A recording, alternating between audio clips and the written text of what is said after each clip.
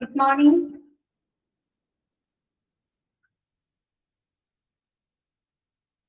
Okay, Kenisha, good morning. Sreja, Jasmine, okay. Very good.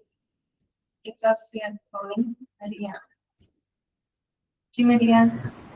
Good morning, ma'am. Okay, good morning, Rita. Gayatri, okay, and Maria.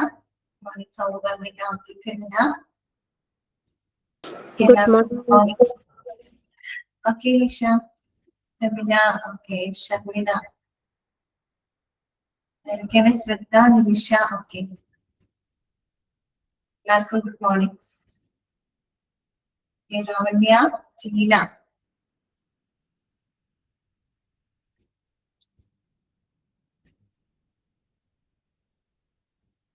അപ്പൊ നമ്മള് കഴിഞ്ഞ ക്ലാസ്സിൽ നമ്മൾ പറഞ്ഞുകൊണ്ടിരുന്നത് how to acquire employees എന്നായിരുന്നു അല്ലെ. നമുക്ക് എങ്ങനെയൊക്കെ ജീവനക്കാരെ കണ്ടെത്താം അല്ലെ. അതുവരെയാണ് നമ്മൾ പറഞ്ഞു നിർത്തിയത്. നമുക്കൊരു 8 പോയിന്റുകൾ ഉണ്ട് അതിനകത്ത് പഠിക്കാനായിട്ട്. നമ്മളങ്ങനെ ഒരു പറഞ്ഞു 3 പോയിന്റുകൾ അല്ലെ. ഈ 3 പോയിന്റുകൾ വരെ നമ്മൾ പറഞ്ഞിരുന്നു. Notice board for public and patients. വായിച്ചു നോക്കിയോ? അത്രയും ഭാഗങ്ങളൊക്കെ ക്ലിയർ ആണ് എല്ലാവർക്കും? അയച്ചു നോക്കിയിരുന്നോ? ഓക്കെ, വായിച്ചു. നിഷ മാത്രം വായിച്ചുള്ളൂ, ബാക്കി ആരും വായിച്ചില്ലേ? എന്താണ് ഒരു റെസ്പോൺസ് ഇല്ലാത്ത ഇതൊക്കെ? ഓക്കെ, അതായത് വായിച്ചില്ലേ? ക്ലിയർ ആയോ? അത്രയും ഭാഗങ്ങളൊക്കെ എല്ലാവർക്കും ഓക്കെ ആണോ? ഓക്കെ, ഡെയിലി വായിക്കണോ കേട്ടോ. എടുക്കുന്ന കാര്യങ്ങള് ഡെയിലി വായിച്ചു പോണോ കേട്ടോ. അറിയാലോ, PG ആണ്, അപ്പൊ കുറച്ച് ബുദ്ധിമുട്ടുണ്ടായിരിക്കും കേട്ടോ. അങ്ങനെ ഇത്തരമുള്ള പോർഷൻസുകളും കാര്യങ്ങളാണ്, കുറച്ച് ബുദ്ധിമുട്ടുണ്ടായിരിക്കും മനസ്സിലാക്കാനൊക്കെ. അപ്പൊ നിങ്ങളുടെ ഭാഗത്തുനിന്ന് നിങ്ങൾ ചെയ്യേണ്ടത് ഡെയിലി ഓരോ സ്മാരം എടുക്കുന്നത്, ഒരുപാടൊന്നും എടുക്കുന്നില്ലല്ലോ. കൂടി വന്ന ഒരു 2.5 അല്ലെ 3 പേജൊക്കെയാണ് മാക്സിമം ഒരു മിസ് എടുക്കുന്നത് ക്ലാസ്സിൽ അല്ലെ. അപ്പൊ അത് ഡെയിലി വായിച്ചു പോകാനായിട്ട് ശ്രദ്ധിക്കുന്നു കേട്ടോ. അല്ലെങ്കിൽ പിന്നീട് ബുദ്ധിമുട്ടാവും, മനസ്സിലാവാനൊക്കെ വരും. അപ്പൊ അത് ശ്രദ്ധിക്കുക കേട്ടോ. ശരി, അപ്പൊ നമുക്ക് തുടങ്ങാം. സ്റ്റാർട്ട് ചെയ്യട്ടെ ക്ലാസ്?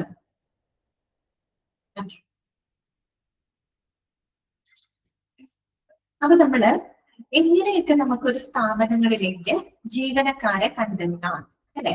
8 പോയിന്റുകളാണ്. ഒന്നാമത്തെ പോയിന്റ് എന്തായിരുന്നു? നമ്മൾ പറഞ്ഞു ഇതായിരുന്നു എക്സിസ്റ്റിംഗ് ഡാറ്റ ബാങ്ക്. ഓക്കെ, ഓർമ്മയുണ്ടല്ലോ എന്താ പറഞ്ഞിട്ടുള്ളത്?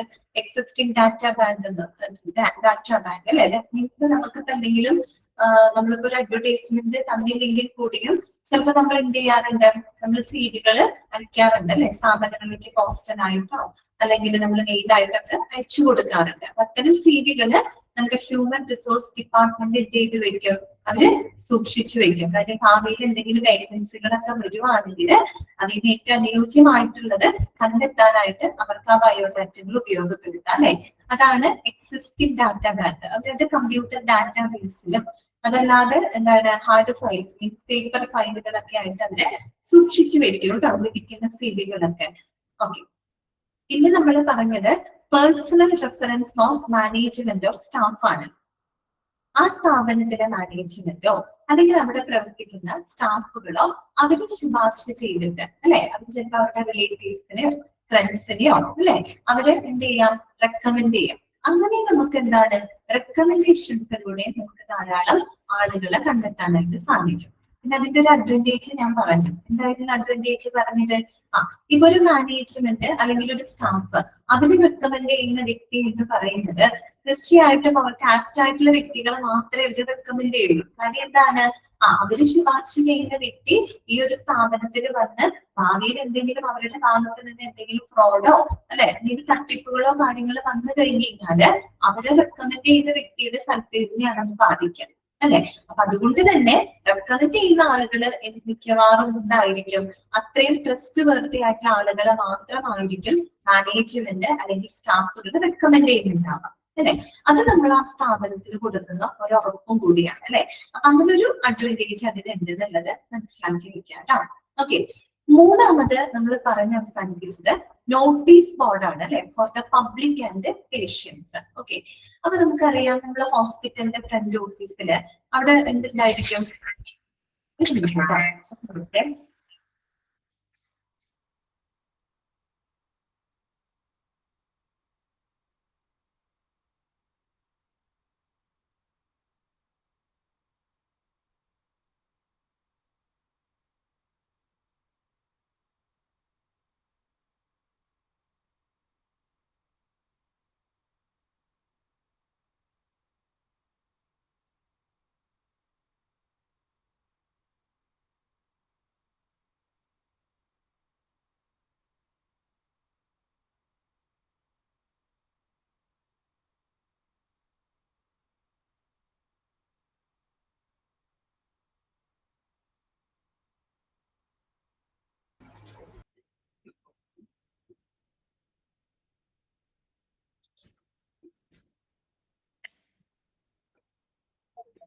ഓക്കെ, പിന്നെ വരുന്നത് notice board for public and patients കേട്ടോ.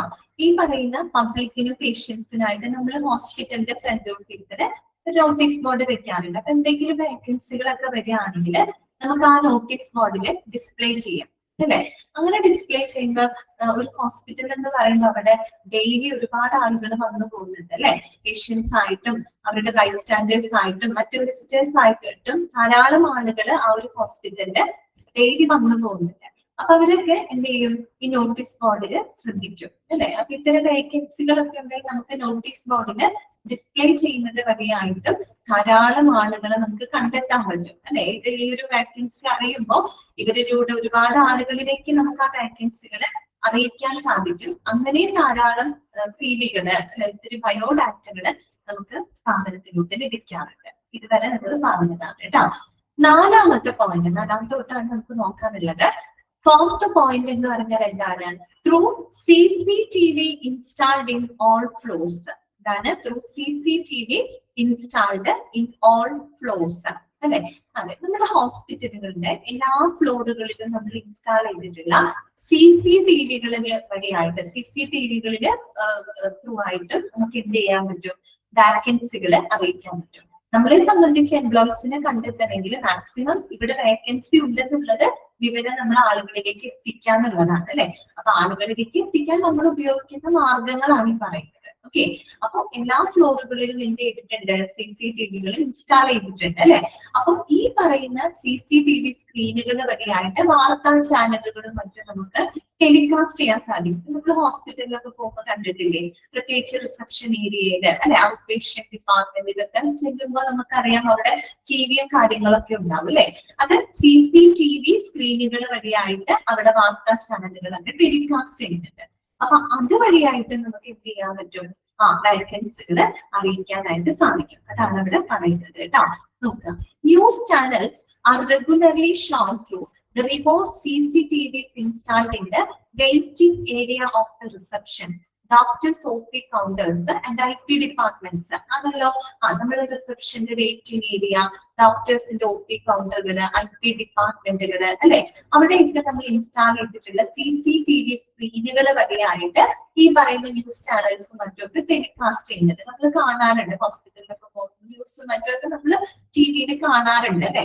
ഓക്കെ, അപ്പോഴോ during intervals the facility of the hospitals, major doctors and specialties are also telecasted.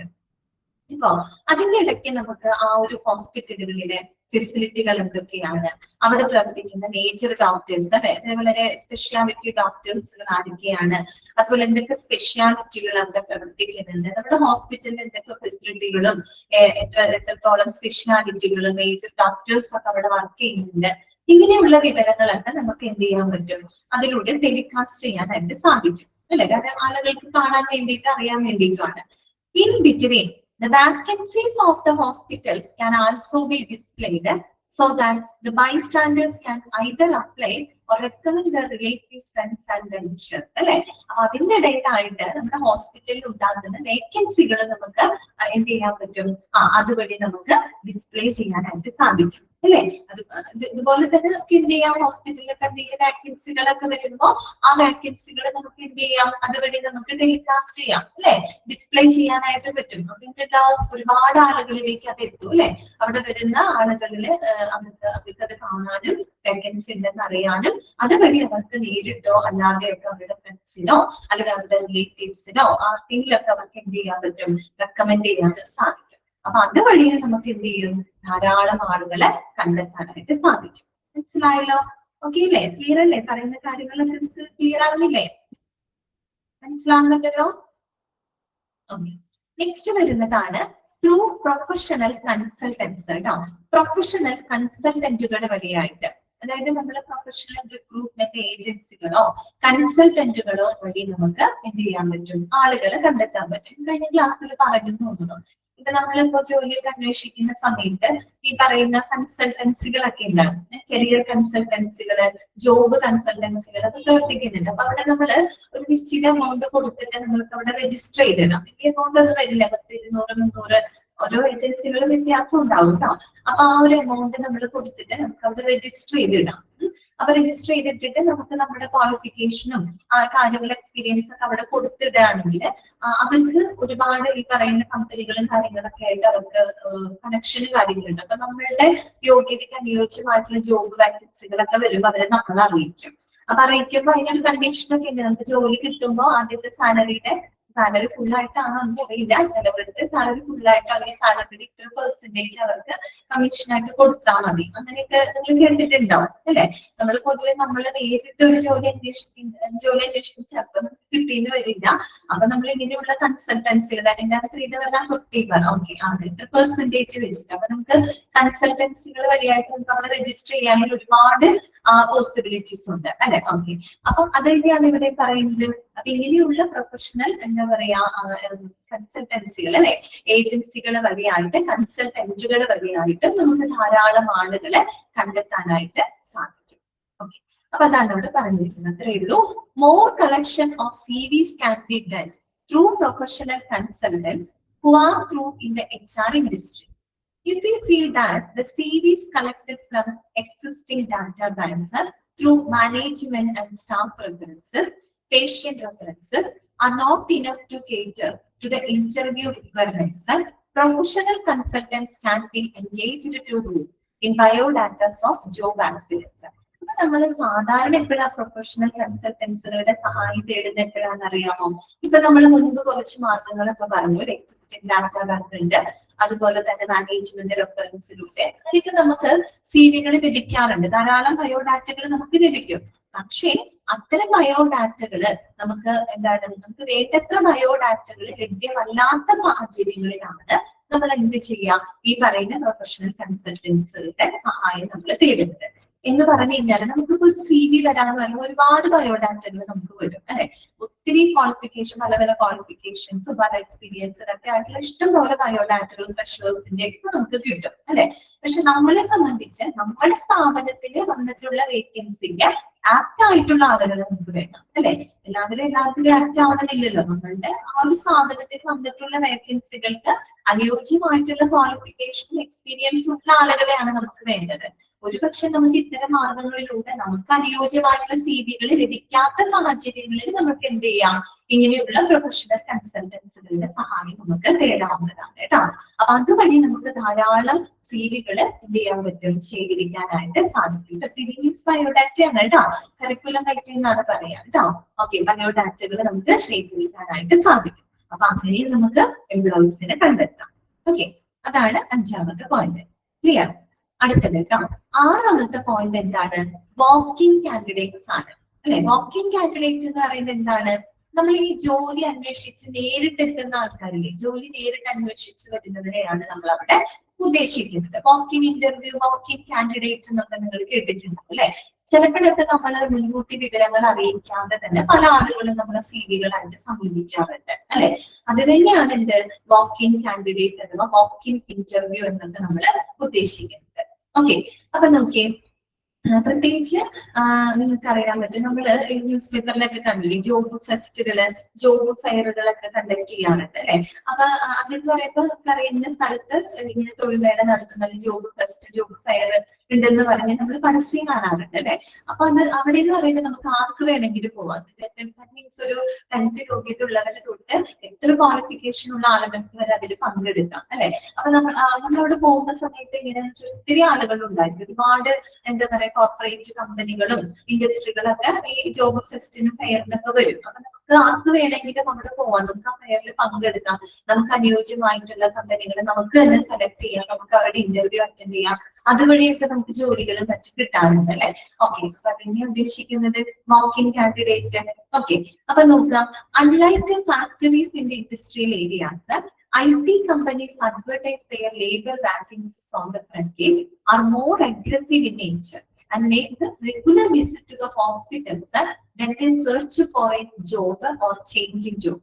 അതായത് നമ്മൾ ഈ പറയുന്ന ഫാക്ടറികള് അല്ലെങ്കിൽ ഇൻഡസ്ട്രിയൽ ഏരിയാസ് എന്നൊക്കെ പറയുന്നത് അവിടെ എങ്ങനെയാന്ന് വെച്ച് കഴിഞ്ഞാൽ ഫാക്ടറി ഇൻഡസ്ട്രിയൽ ഏരിയ എന്നൊക്കെ പറയുമ്പോൾ അവിടെ ഫ്രണ്ട് ഗേറ്റിൽ തന്നെ വാക്കൻസി അന്വേഷിച്ചിട്ട് ആളുകൾ നേരിട്ട് പോയി ചോദിക്കാറുണ്ട്. ഫ്രണ്ട് ഗേറ്റിൽ തന്നെ അവരങ്ങനെ അല്ലെങ്കിൽ വാക്കൻസികളൊക്കെ ഉണ്ടെങ്കിൽ പൊതുവെ അവർ പരസ്യം ചെയ്യുന്നത് കുറവാണ്. അവിടെ നിങ്ങൾ ശ്രദ്ധിച്ചാൽ അറിയാം, നമ്മൾ ഇൻഡസ്ട്രിയൽ അല്ലെങ്കിൽ അങ്ങനെയൊക്കെ ഫാക്ടറികളിലൊക്കെയാണ് നമ്മൾ ജോലി അങ്ങോട്ട് തേടി പോവാറാണ് പതിവ് അല്ലെ. FMKT പോയി നമ്മൾ അന്വേഷിക്കാറുണ്ട്. ഓക്കെ, പക്ഷെ അതിൽ നിന്ന് വ്യത്യസ്തമായിട്ട് IT കമ്പനികൾ അതുപോലെ നമ്മുടെ ഹോസ്പിറ്റലുകളൊക്കെ ഉണ്ടല്ലോ, അവർക്ക് പറയുമ്പോൾ എന്ത് ചെയ്യുന്നറിയോ, അവർ അഡ്വർടൈസ് ചെയ്യാറുണ്ട്, പരസ്യം കൊടുക്കാറുണ്ട്. അങ്ങനെ പരസ്യം കൊടുക്കുമ്പോഴാണ് കൂടുതൽ ആളുകൾ അവരെ അവിടെ ജോലി അന്വേഷിച്ച് വരുന്നത്. They are more aggressive in nature. ഇത് നമ്മൾ ഈ IT കമ്പനികളും ഹോസ്പിറ്റൽസ് ഒക്കെ എടുത്തു കഴിഞ്ഞു കഴിഞ്ഞാൽ അവർ ഫ്രണ്ട് ഗേറ്റിലൊന്നും അല്ല, അവിടെ നിന്ന് അങ്ങനെ ആർക്കും പോയി നമുക്ക് വേക്കൻസി ഉള്ളതൊന്നും അന്വേഷിക്കാൻ പറ്റില്ല. അവര് പൊതുവെ എന്ത് ചെയ്യും, അഡ്വർടൈസ് ചെയ്യും അല്ലെ. വേക്കൻസി ഉണ്ടെങ്കിൽ അവര് അഡ്വർടൈസ് ചെയ്യും. അപ്പൊ അതുവഴി എന്താണ്, ഒരുപാട് ആളുകൾ അവിടേക്ക് എത്താറുണ്ട് അല്ലെ. പ്രത്യേകിച്ച് ആശുപത്രിയിലൊക്കെ ജോലി അന്വേഷിക്കുന്ന ആൾക്കാരും പുതിയ ജോലി തേടി വരുന്ന ആളുകളും ജോലി മാറാൻ ആഗ്രഹിക്കുന്ന ആളുകളൊക്കെ ഉണ്ടെങ്കിൽ അത്തരം ആളുകളെ കണ്ടെത്താനായിട്ട് അവർ പൊതുവെ എന്ത് ചെയ്യും, അഡ്വർടൈസ്മെന്റ് കൊടുക്കാറുണ്ട്. ഓക്കെ, അപ്പോ അങ്ങനെയുള്ളതിന് നമ്മൾ വാക്കിൻ ഇന്റർവ്യൂ എന്നാണ് നമ്മൾ പറയാം. ഓക്കെ, വാക്കിൻ ഇന്റർവ്യൂ എന്നാണ് നമ്മൾ പറയുന്നത് കേട്ടോ. അപ്പൊ walk in candidates are also walk through when walk in interviews are advertised. അപ്പൊ ഇങ്ങനെയുള്ള വാക്കിൻ ഇന്റർവ്യൂസുകൾ അഡ്വർടൈസ് ചെയ്യുന്ന സമയത്ത് അവിടേക്ക് ജോലി നേരിട്ട് അന്വേഷിച്ച് വരുന്ന ആളുകളാണ് ആര്, വാക്കിൻ കാൻഡിഡേറ്റ് എന്ന് പറയുന്നത്. ഓക്കെ, ക്ലിയർ ആണല്ലോ. അല്ലാണ്ട് അവരെ നമ്മൾ പേഴ്സണലി ഇൻഫോം ചെയ്യുന്നുണ്ടോ എന്ന് നമ്മൾ ചെയ്യുന്നില്ല. വാക്കൻസികൾ ഉണ്ട് എന്ന് പറഞ്ഞ് അഡ്വർടൈസ്മെന്റ് കൊടുത്തു കഴിഞ്ഞ് കഴിഞ്ഞാല് അവിടേക്ക് നേരിട്ട് ജോലി അന്വേഷിച്ച് വരുന്ന ആളുകളാണ് ആര്, വാക്കിൻ കാൻഡിഡേറ്റ്സ് എന്ന് പറയുന്നത്. Okay, such candidates are also taken into consideration while sourcing applications for the vacancies that arise in the hospital, which add additional candidates for sorting and shortlisting in plenty. അപ്പോ അങ്ങനെ വരുമ്പോ നമ്മള് ധാരാളം candidates അവിടെ വരും. അപ്പൊ അതുവഴി നമുക്ക് ഒരുപാട് CV ലഭിക്കും അല്ലെ. അപ്പൊ നമ്മൾ പലപ്പോഴും ഈ വാക്കിൻ ഇന്റർവ്യൂസിന് വരുന്ന കാൻഡിഡേറ്റ്സിന്റെ CV നമ്മൾ അവിടെ പരിഗണിക്കാറുണ്ട്. ചിലപ്പോൾ അപ്പൊ തന്നെ ജോലി കൊടുത്തില്ലെങ്കിൽ പോലും അവരുടെ CV നമ്മൾ അവിടെ പരിഗണിക്കും. അതെന്താണ്, നമ്മുടെ സ്ഥാപനങ്ങളുടെ ഭാവിയിൽ എന്തെങ്കിലും വാക്കൻസികളൊക്കെ വരികയാണെങ്കിൽ അതിൽ അനുയോജ്യരായിട്ടുള്ള ആളുകൾ ഉണ്ടെങ്കിൽ നമുക്ക് എന്ത് ചെയ്യാം, ഉപയോഗപ്പെടുത്താം അല്ലെ. അപ്പൊ നമുക്ക് കൂടുതൽ ഷോർട്ട് ലിസ്റ്റ് ചെയ്യാൻ പാകത്തിന് ഒരുപാട് ആപ്ലിക്കേഷൻസുകൾ ലഭിക്കാനായിട്ട് ഇത് ഒരുപാട് സഹായിക്കും എന്നാണ് പറയുന്നത് കേട്ടോ. ഇത്രയാണ് എന്ത് വാക്കിൻ കാൻഡിഡേറ്റ്സിനകത്ത് പറയുന്നത്. ക്ലിയർ ആയോ? ഓക്കെ ആണോ? മനസ്സിലായില്ലേ കാര്യങ്ങള്? ഓക്കെ, അടുത്ത ഭാഗം എന്താണ്, 7th എന്ന് പറയുന്നത് സോഷ്യൽ മീഡിയ നെറ്റ്വർക്ക് ആണ് കേട്ടോ. അതാണ് സോഷ്യൽ മീഡിയ നെറ്റ്വർക്ക് ആണ് കേട്ടോ. ആരാണ് മ്യൂട്ട് ചെയ്ത് വെക്കാത്തത്? മ്യൂട്ട് ചെയ്ത് വെക്കോ?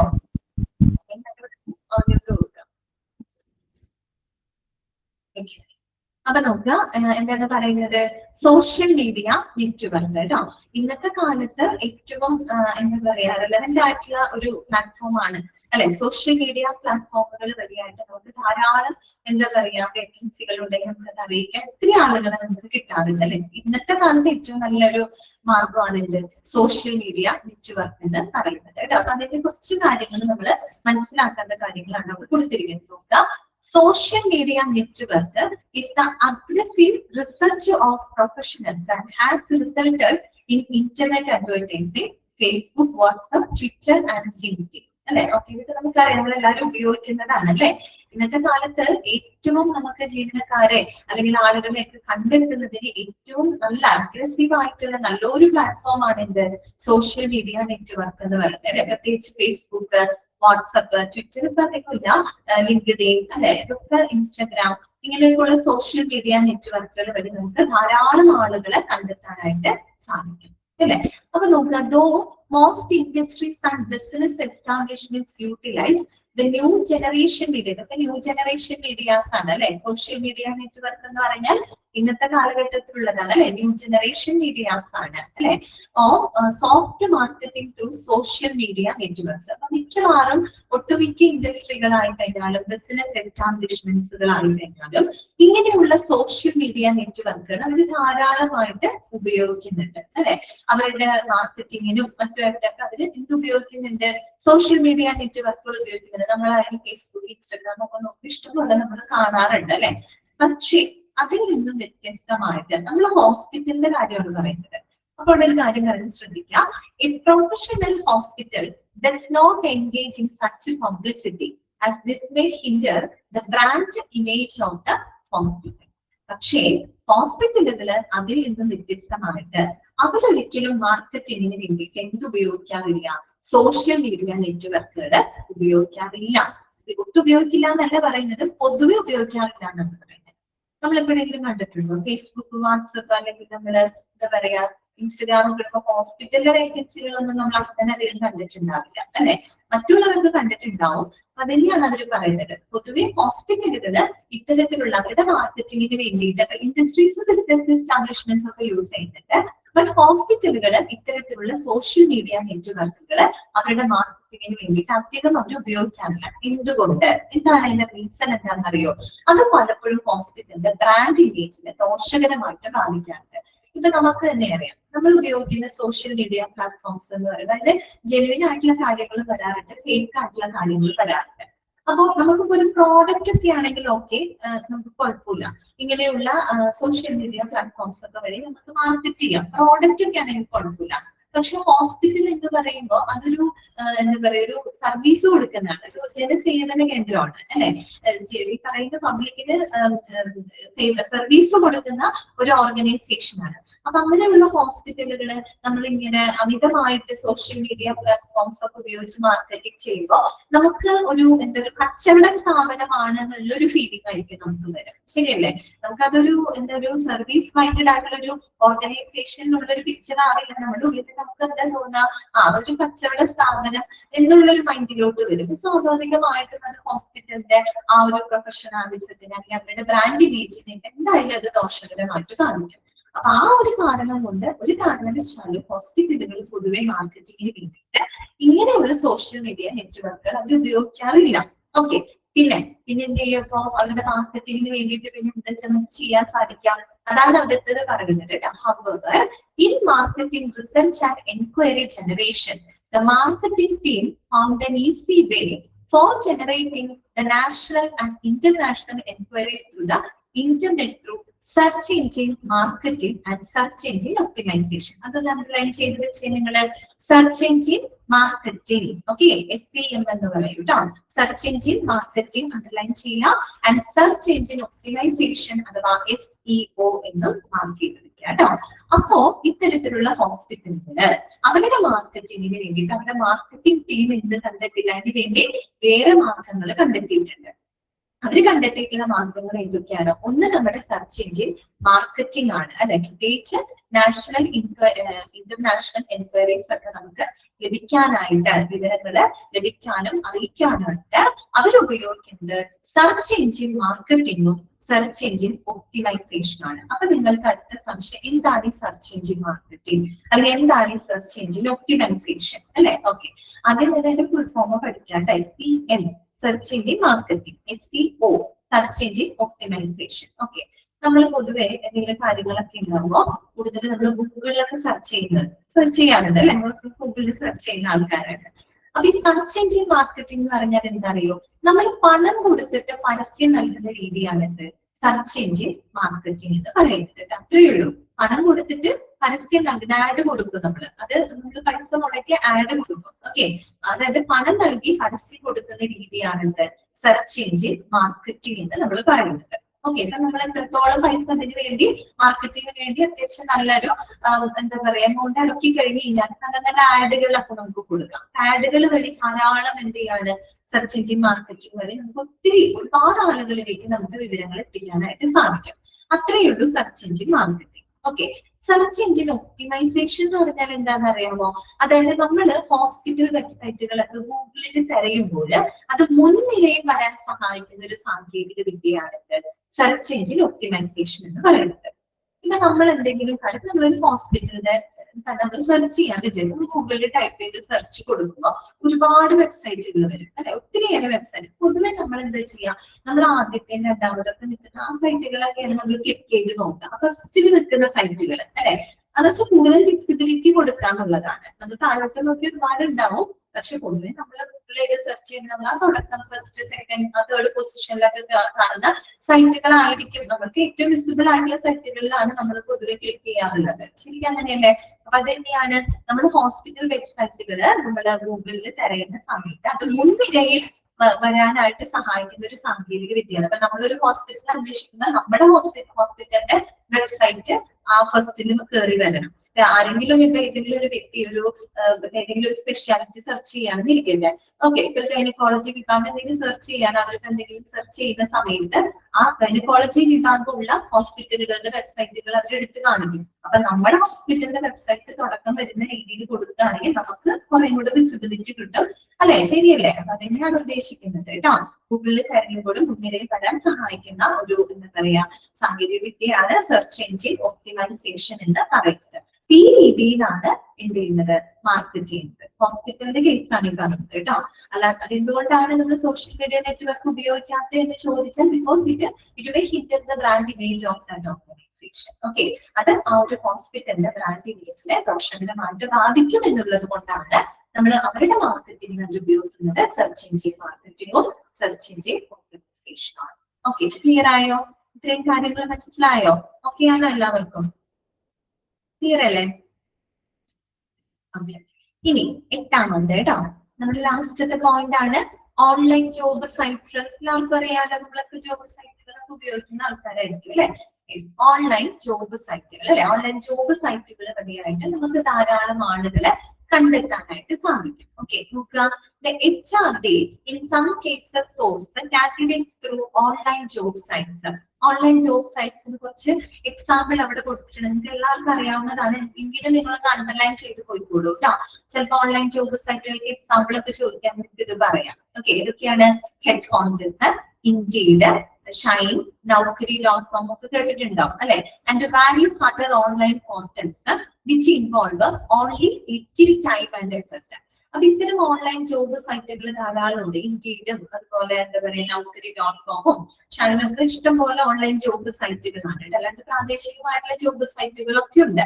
അപ്പൊ ഇത്തരം ജോബ് സൈറ്റുകളുടെ പ്രത്യേകത എന്താണെന്നറിയാമോ? നമ്മളൊരു ന്യൂസ് പേപ്പറിൽ പരസ്യം നൽകുന്നതിനേക്കാൾ വേഗത്തിലും എളുപ്പത്തിലും നമുക്ക് വാക്കൻസികൾ അറിയിക്കാനായിട്ട് ഇത്തരം സൈറ്റുകൾ ഒരുപാട് സഹായിക്കും. നമ്മൾ ന്യൂസ് പേപ്പറിൽ കൊടുക്കുന്നതിനേക്കാൾ എളുപ്പമാണ് ശരിക്കും പറഞ്ഞാൽ. ടൈമും എഫർട്ടും അതൊക്കെ നമുക്ക് കുറയ്ക്കാൻ പറ്റും അല്ലെ? വളരെ സെക്കൻഡുകൾക്കുള്ളിൽ നമുക്ക് അറിയിക്കാൻ പറ്റും. എഫർട്ടും കുറവാണ് അല്ലെ? അതാണ് ഇതിന്റെ ഏറ്റവും വലിയൊരു അഡ്വാൻറ്റേജ് എന്ന് പറയുന്നത് കേട്ടോ.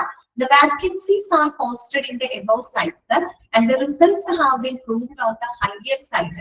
Since the new generation are totally dependent on online, not even job search, but for all the routine requirements. അല്ലെ? ഓക്കെ, നമുക്കറിയാം ശരിക്കും പറഞ്ഞാൽ നമ്മൾ ന്യൂസ് പേപ്പറിൽ പരസ്യം കൊടുക്കണേക്കാളും കൂടുതലാണ് നമ്മൾ ഈ ജോബ് സൈറ്റുകളിൽ നമ്മൾ വാക്കൻസി അറിയിച്ച് ഇഷ്ടം പോലെ എന്താണ് ബയോഡാറ്റകൾ നമുക്ക് കിട്ടും. കാര്യം എന്താണെന്ന് അറിയാമോ? ഒന്നാമത്തെ കാര്യം ടൈം എഫർട്ട് ഒക്കെ ന്യൂസ് പേപ്പറിൽ കൊടുക്കണേക്കാളും ടൈം എഫർട്ട് ഇവിടെ കുറവാണ്. പിന്നെ എന്താണ്, നമുക്കറിയാം ഇന്നത്തെ ഒരു കാലഘട്ടം ന്യൂ ജനറേഷൻ എന്ന് പറഞ്ഞാൽ കംപ്ലീറ്റ് ഓൺലൈനിൽ ജീവിക്കുന്ന ആൾക്കാരാണ് അല്ലെ? എപ്പോഴും എല്ലാത്തിനും ഇന്റർനെറ്റ് ഉപയോഗിക്കുന്ന ആളുകളായതുകൊണ്ട് തന്നെ നമുക്ക് പെട്ടെന്ന് ആളുകളിലേക്ക് അത് എത്തിക്കാൻ സാധിക്കുന്നുണ്ട്. പിന്നെ ഏറ്റവും യങ് ആയിട്ടുള്ള ആളുകൾ വരെ നമുക്ക് അക്വയർ ചെയ്യാൻ സാധിക്കും. ഏറ്റവും ന്യൂ മീൻസ് എന്താ പറയാ, ഏറ്റവും യുവത്വം എന്നൊക്കെ നമ്മൾ പറയില്ലേ, ന്യൂ ജനറേഷൻ ആളുകളെ ആയിക്കഴിഞ്ഞാൽ നമുക്ക് കണ്ടെത്താനൊക്കെ ഏറ്റവും നല്ലത് ഓൺലൈൻ ജോബ് സൈറ്റുകളിലൂടെയാണ് കണ്ടെത്താനായിട്ട് സാധിക്കുന്നത് കേട്ടോ. അപ്പൊ അങ്ങനെ ഒരുപാട് അഡ്വാൻറ്റേജസ് ഉണ്ട്. പണ്ടത്തെ പോലെയല്ല, നമുക്ക് ഇഷ്ടം പോലെ മാർഗങ്ങളിലൂടെയൊക്കെ നമുക്ക് കിട്ടുമെന്നാണ് പറയുന്നത്. ഇത്രയും പോയിന്റുകൾ ക്ലിയർ ആണോ?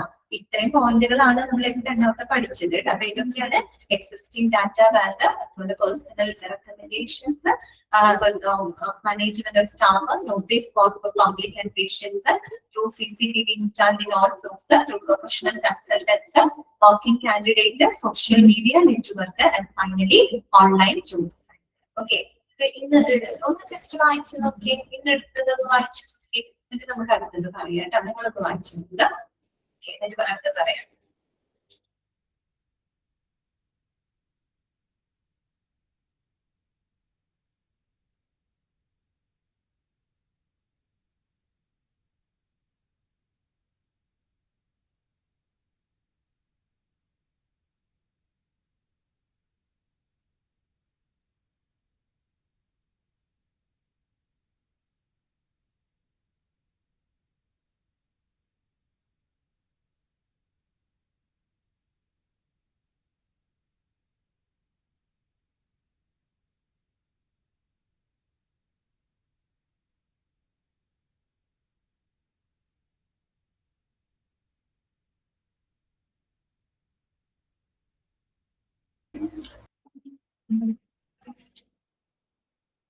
HRD ഫുൾ ഫോം എന്താണ്? Human resource department. HRD ആരാണ്? ഹ്യൂമൻ റിസോഴ്സ് ഡിപ്പാർട്ട്മെന്റ് കേട്ടോ. ഓക്കെ, അവരല്ലേ നമ്മൾ എംപ്ലോയീസിനെ റിക്രൂട്ട് ചെയ്യുന്നതും കണ്ടെത്തുന്നതൊക്കെ അവരല്ലേ? ഓക്കെ, ക്ലിയർ ആയോ? അത്രയും ഭാഗങ്ങളൊക്കെ എല്ലാവർക്കും ഓക്കെ ആണോ? അടുത്തത് പറയട്ടെ.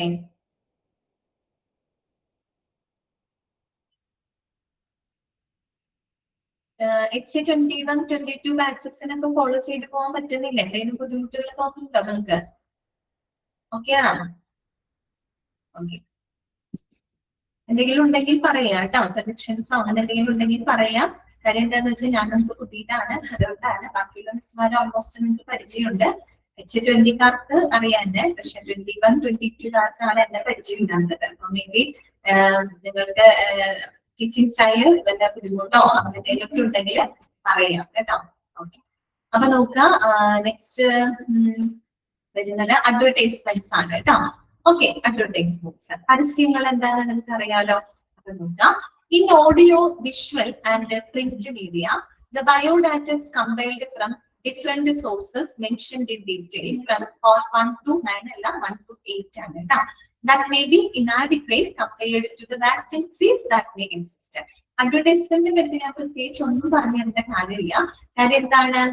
നമുക്ക് വാക്കൻസികളൊക്കെ അറിയിക്കാനായിട്ട് നമ്മുടെ HR ഡിപ്പാർട്ട്മെന്റ് ഉപയോഗിക്കുന്ന മറ്റൊരു മാർഗം എന്താണ്? അഡ്വർടൈസ്മെന്റ് കൊടുക്കുക എന്നുള്ളതാണ്, അല്ലെ? പരസ്യങ്ങൾ കൊടുക്കുക എന്നുള്ളതാണ്. പക്ഷെ ഒരു കാര്യമുണ്ട്, നമ്മൾ പൊതുവെ ഇന്ന് ഓടിപ്പോയി പരസ്യം അങ്ങനെ കൊടുക്കില്ല. ഇന്നത്തെ കാലഘട്ടത്തില് നമ്മൾ ഈ മുന്നേ പറഞ്ഞ മാർഗങ്ങളില്ലേ, അതൊക്കെ തന്നെയാണ് കൂടുതൽ എല്ലാവരും ഉപയോഗിക്കുക. മിക്കവാറും കേസുകളിലും അങ്ങനെ തന്നെയാണ്. ഇപ്പൊ പേഴ്സണൽ റെക്കമെൻഡേഷനിലൂടെയോ ഓക്കെ അങ്ങനെ. പിന്നെ എന്താണ്? ഫോർമാലിറ്റിക്ക് വേണ്ടിയിട്ടൊക്കെയാണ് പൊതുവെ അഡ്വർടൈസ്മെന്റ് കാര്യങ്ങളൊക്കെ കൊടുക്കുന്നത്. നിങ്ങൾ തന്നെ ന്യൂസ് പേപ്പറിലൊക്കെ കണ്ടിട്ടുണ്ട്. നമ്മളിപ്പോ ഈ എന്താ പറയാ ജൂൺ ജൂലൈ മാസമൊക്കെ വരുന്ന സമയത്ത് കുറെ സ്കൂളുകളിലെ മറ്റു വാക്കൻസി എന്നൊക്കെ പറഞ്ഞിട്ട് നമ്മൾക്ക് ഈ എന്താ പറയാ ന്യൂസ് പേപ്പറിലൊക്കെ ഇഷ്ടം പോലെ പരസ്യങ്ങൾ കാണും. പ്രത്യേകിച്ച് ബുധനാഴ്ച ദിവസത്തെ ന്യൂസ് പേപ്പർ എടുത്ത് നോക്കിക്കഴിഞ്ഞാല് തൊഴിലവസരങ്ങളെന്നും പറഞ്ഞിട്ട് കാണാൻ പറ്റുന്നുണ്ട് ബുധനാഴ്ച ദിവസം. അപ്പൊ എന്ന് പറയുമ്പോൾ മിക്കതും എന്തായിരിക്കും? ഓൾറെഡി കാൻഡിഡേറ്റിനൊക്കെ സെലക്ടഡ് ആയിരിക്കും.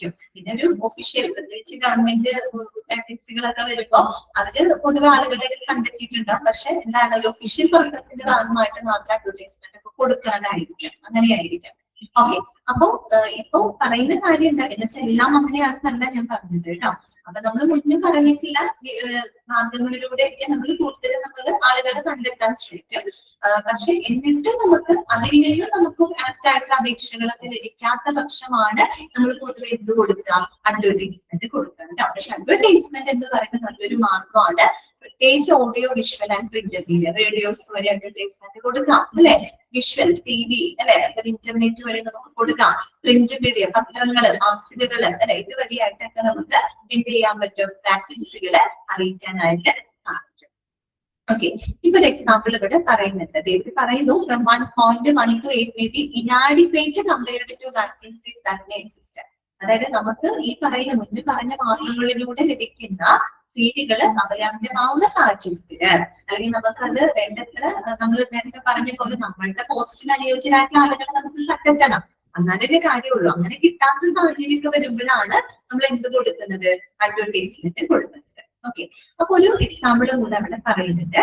For example, if we need to recruit 10 staffs, there should be at least 40 to 50 applications to enable the HR department to shortlist the same and to derive the requisite applications deemed fit for consideration based on the current requirement. അതായത് നമുക്കിപ്പോ ഒരു 10 സ്റ്റാഫുകൾ വേണമെന്ന് വിചാരിക്കും. ഇപ്പൊ എന്തെങ്കിലും ഒരു particular vacancy വന്നു. ഓക്കെ, 10 സ്റ്റാഫിന്റെ ആവശ്യം നമുക്കുള്ളൂ. പക്ഷെ 10 സ്റ്റാഫിന്റെ ആവശ്യമില്ലെങ്കിൽ കൂടിയും നമ്മൾ കുറഞ്ഞത് ഒരു 40 or 50 ആപ്ലിക്കേഷൻസുകളെങ്കിലും നമുക്ക് ലഭിക്കണം. ഓക്കെ, അതായത് കുറഞ്ഞത് ഒരു 40-50 അപേക്ഷകൾ ലഭിച്ചാൽ മാത്രമാണ് നമ്മുടെ ഹ്യൂമൻ റിസോഴ്സ് ഡിപ്പാർട്ട്മെന്റിൽ അതിൽ ഏറ്റവും അനുയോജ്യരായിട്ടുള്ള ആളുകൾ അവർക്ക് എന്ത് ചെയ്യാൻ പറ്റുള്ളൂ? സെലക്ട് ചെയ്യാനായിട്ട് സാധിക്കുള്ളൂ. അതങ്ങനെയാണ്. ഓക്കെ, അപ്പോ അതോടൊപ്പം തന്നെ വേറൊരു കാര്യം കൂടെ അവർ പറയുന്നുണ്ട്. വേറെ qualification, experience and other criteria such as salary scale, joining time etcetera are taken into consideration. അപ്പോ അത്തരം സാഹചര്യങ്ങളില് നമ്മൾ കാൻഡിഡേറ്റ്സിന്റെ ക്വാളിഫിക്കേഷൻ, അവരുടെ എക്സ്പീരിയൻസ്, അതുപോലെ തന്നെ അവരുടെ എന്താ പറയാ സാലറി സ്കെയിൽ എത്രയാണ്, പിന്നെ അവർക്ക് എന്ത് ജോലിയിൽ പ്രവേശിക്കാൻ പറ്റും, അങ്ങനെയുള്ള കാര്യങ്ങളൊക്കെ ആ ഒരു ഘട്ടത്തിൽ നമ്മൾ എന്ത് ചെയ്യുന്നുണ്ട്, കൺസിഡർ ചെയ്യുന്നുണ്ട്. മനസ്സിലായോ? അപ്പൊ ഒരു 10 വേക്കൻസി നമുക്ക് വേണ്ടു, 10 ആൾക്കാരെ ആവശ്യമുള്ളൂ. പക്ഷെ എങ്കിലും നമുക്കൊരു 40 തൊട്ട് 50 അപേക്ഷകളെങ്കിലും നമുക്ക് ലഭിച്ചെങ്കിൽ മാത്രമാണ് ഡിപ്പാർട്ട്മെന്റിന് ഡീൽ ചെയ്യാൻ പറ്റുള്ളൂ, ഏറ്റവും ആപ്റ്റ് ആയിട്ടുള്ള ആളെ കണ്ടെത്താൻ പറ്റുള്ളൂ. അപ്പൊ അങ്ങനെ നമ്മൾ കൊടുക്കുന്ന സമയത്ത് അവരുടെ ക്വാളിഫിക്കേഷൻ, അവരുടെ എക്സ്പീരിയൻസ്, അവരെത്രയാണ് എക്സ്പെക്ട് ചെയ്യുന്ന സാലറി എത്രയാണ്, അവർക്ക് ഇന്ന് നമ്മുടെ സ്ഥാപനത്തിൽ ജോയിൻ ചെയ്യാൻ പറ്റും, ഇങ്ങനെയുള്ള കാര്യങ്ങളൊക്കെ നമ്മൾ ആ ഒരു സ്റ്റേജിൽ എന്ത് ചെയ്യുന്നുണ്ട്, കൺസിഡർ ചെയ്യുന്നുണ്ട്. ഓക്കെ, ഇനി എന്താണ് പറയുന്നത്? The application derived from the above sources layer sometimes be insufficient considering the number of vacancies for each category and the different professional categories. ഇത് പറഞ്ഞല്ലോ, ചിലപ്പോൾ നമുക്ക് മറ്റുള്ള പല സോഴ്സുകളിലൂടെ ലഭിക്കുന്ന സിവികൾ നമുക്ക് ചിലപ്പോൾ പോരാതെ വരും അല്ലെ, അപേക്ഷകൾ നമുക്ക് വേണ്ടത്ര അപേക്ഷകളൊക്കെ ലഭിക്കാതെ വരുമ്പോഴാണ് നമ്മൾ ഇത് കൊടുക്കുക, പരസ്യം കൊടുക്കുക കേട്ടോ. If the required application meets the criteria set forth as per the present requirement, there is no need for an advertisement factor. അതേസമയം നമ്മുടെ കമ്പനിക്ക് മുൻകൂട്ടി തന്നെ ഇഷ്ടം പോലെ ആവശ്യത്തിന് അപേക്ഷകൾ, യോഗ്യരായിട്ടുള്ള ആളുകളുടെ സിവികൾ അവരുടെ കൈവശം ലഭിച്ചിട്ടുണ്ടെങ്കിൽ പിന്നെ അവർ എന്ത് കൊടുക്കില്ല, അഡ്വർടൈസ്മെന്റ് കൊടുക്കില്ല. നമ്മൾ മറ്റുള്ള മാർഗങ്ങളൊക്കെ പറഞ്ഞല്ലോ, അതുവഴി നമ്മുടെ കമ്പനിയുടെ കയ്യിൽ ഓൾറെഡി അത്യാവശ്യത്തിന് നല്ല ക്വാളിഫൈഡ് ആയിട്ടുള്ള ആപ്റ്റ് ആയിട്ടുള്ള സിവികൾ അവരുടെ കൈവശം ഉണ്ടെങ്കിൽ പിന്നീട് അവർ പരസ്യം കൊടുക്കോ? അങ്ങനെയാണെങ്കിൽ അവർ പരസ്യം കൊടുക്കില്ല, പരസ്യം കൊടുക്കേണ്ട ആവശ്യം അവിടെ വരുന്നില്ല. ഇനി അത് വേണ്ടി ലഭിച്ചിട്ടാണെന്നുണ്ടെങ്കിൽ മാത്രം എന്ത് കൊടുക്കുള്ളൂ, അഡ്വർടൈസ്മെന്റ് കൊടുക്കും. ഓക്കെ, ഇതൊക്കെ ജനറൽ ആയിട്ടുള്ള കാര്യങ്ങളാണ്. ഇനി നമ്മൾ ഈ പറഞ്ഞോണം അഡ്വർടൈസ്മെന്റ് ഒക്കെ കൊടുത്ത് നമുക്ക് എങ്ങനെയൊക്കെ അപേക്ഷകൾ സ്വീകരിക്കാം, ഏത് രീതിയിലാണ് അപേക്ഷകൾ നമ്മൾ സ്വീകരിക്കേണ്ടത്, അതുപോലെ നമ്മളൊരു അഡ്വർടൈസ്മെന്റ് ഒക്കെ കൊടുക്കുമ്പോൾ കൺസിഡർ ചെയ്യേണ്ട കുറച്ച് കാര്യങ്ങളുണ്ട്. അതിനെ പറ്റിയിട്ടാണ് അടുത്ത പാരഗ്രാഫിനകത്ത് പറയുന്നത് കേട്ടോ. അപ്പൊ നോക്കി, job aspirants are different in nature. Those who are in urgent need of a placement start sending their CVs from day one itself. Likewise, busy employees who are looking for a change will be reviewing the advertisements in a couple of days and also register their CVs. Those aspirants who are aggressive and look for a change in career and higher prospects investigate the advertisement, and if it matches the criteria, they are looking for applying in a gap of 1 week or so. എന്താണ് അവിടെ പറഞ്ഞത്?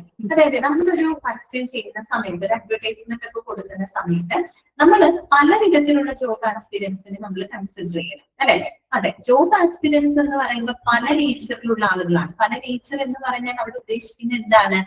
തൊഴിലന്വേഷകർ എന്ന് പറയുമ്പോൾ പല വിഭാഗത്തിൽപ്പെട്ട ആളുകളുണ്ട്. ഇപ്പൊ ഇവര് പറയുന്നത് എന്താന്ന് വെച്ചാൽ, ഇപ്പൊ പെട്ടെന്ന് ഒരു ജോലി ആവശ്യമുള്ള ആളുകളാണെന്ന് വിചാരിക്കും. അങ്ങനെ നമുക്ക് പെട്ടെന്ന് ഒരു അർജന്റായിട്ട് നമുക്കൊരു ജോലി വേണം, അങ്ങനെ ഒരു പ്ലേസ്മെന്റ് ആഗ്രഹിക്കുന്ന ജോബ് ആസ്പിരൻസ് ഉണ്ടാവും. അവരെ സംബന്ധിച്ച് അവർ അഡ്വർടൈസ്മെന്റ് ഒക്കെ കൊടുത്തു കഴിഞ്ഞാൽ ഡേ വൺ ഇറ്റ്സെൽഫ് തന്നെ അവർ എന്ത് അയക്കും, CV അയക്കും. കാരണം അത്രയും അവർക്ക് അർജന്റ് ആണ് ജോലി കിട്ടാന്നുള്ളത് അല്ലെ. അപ്പൊ അങ്ങനെ ഒരു വിഭാഗം ആളുകൾ നമ്മുടെ സമൂഹത്തിലുണ്ട്. ഇനി വേറൊരു വിഭാഗം ജോബ് ആസ്പിരൻസിന്റെ പ്രത്യേകത എന്താന്ന് വെച്ചാൽ, അവരൊരു പക്ഷെ നിലവിൽ അവർക്ക് ജോലി ഉണ്ടാവും, ചെയ്യുന്ന ജോലി പഠിത്തിട്ടാണോ എന്താണോ അവർക്ക് പുതിയൊരു ജോലി അവര് ആഗ്രഹിക്കുന്നുണ്ടോ. അപ്പൊ അങ്ങനെയുള്ള ആളുകളാണ് ഇത്തരത്തിലുള്ള അഡ്വർടൈസ്മെന്റ് കാണുന്നതെങ്കിൽ അവരെന്ത് ചെയ്യും, അതിനെ പറ്റി ഒന്ന് ജസ്റ്റ് റിവ്യൂ ചെയ്യില്ല, അഡ്വർടൈസ്മെന്റ് ഒന്ന് ജസ്റ്റ് അവര് പരിശോധിച്ച് ചിലപ്പോൾ 1-2 ദിവസത്തിനുള്ളിലായിരിക്കാം അവര് CV അയക്കുന്നുണ്ടാവാം.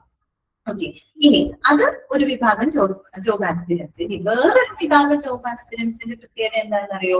അവരിങ്ങനെയുള്ള കാര്യങ്ങൾ വളരെ അഗ്രസീവ് ആയിരിക്കും. എന്ന് വെച്ചാൽ അത്യാവശ്യം നല്ല ജോലിയുള്ള ആളുകളായിരിക്കും, പക്ഷെ കുറച്ചും കൂടെ ഒരു കരിയർ ഗ്രോത്ത് ആഗ്രഹിക്കുന്ന ആളുകളോ അല്ലെങ്കിൽ കുറെ കൂടെ ഒരു ഹൈ സ്റ്റാൻഡേർഡ് പ്രൊഫൈൽ അന്വേഷിക്കുന്ന ആളുകളൊക്കെ ആണെങ്കിൽ അവരാണെങ്കിൽ ഇത്തരം അഡ്വർടൈസ്മെന്റ് അവര് കൃത്യമായിട്ട് പരിശോധിക്കും. കാരണം അഡ്വർടൈസ്മെന്റ് അവരെ ഭയങ്കര അഗ്രസീവ് ആയിരിക്കും. അവർക്ക് നല്ലൊരു കുറേം കൂടെ ഒരു ഹൈ പ്രൊഫൈൽ ആഗ്രഹിക്കുന്ന ജോബ് ആസ്പിരൻസ് ആണെങ്കിൽ അവർ ആ അഡ്വർടൈസ്മെന്റ് കൃത്യമായിട്ട് പരിശോധിക്കും, അതിന്റെ ജെനുവിനിറ്റി അവർ അന്വേഷിക്കും, എന്നിട്ടായിരിക്കും അവരൊരു പക്ഷെ CV അയക്കുക. ചിലപ്പോൾ ഒരാഴ്ചക്ക് എടുത്തിട്ടായിരിക്കും അവർ CV അയക്കുക. എന്ന് പറഞ്ഞാൽ അങ്ങനെ പല വിഭാഗത്തിൽപ്പെട്ട ആളുകൾ നമ്മുടെ സമൂഹത്തിലുണ്ട്. അപ്പൊ എല്ലാവരെയും ഒരുപോലെ പരിഗണിച്ചുകൊണ്ടായിരിക്കണം നമ്മൾ എപ്പോഴും ഒരു അഡ്വർടൈസ്മെന്റ് കൊടുക്കാനായിട്ട്. മനസ്സിലായോ? അതാണ് അവിടെ പറയുന്നത്. So in a nutshell, if we intend to get all the criteria of candidates, we have to provide at least a 10 to 15 days time frame for the closing of the advertisement response. അതുകൊണ്ട് തന്നെ നമ്മൾ എന്ത് ചെയ്യണം? Advertisement കൊടുത്തു കഴിഞ്ഞാല് അപേക്ഷകൾ സ്വീകരിക്കുന്നതിനായിട്ട് കുറഞ്ഞതൊരു 10-15 ദിവസമെങ്കിലും നമ്മൾ കൊടുക്കണം.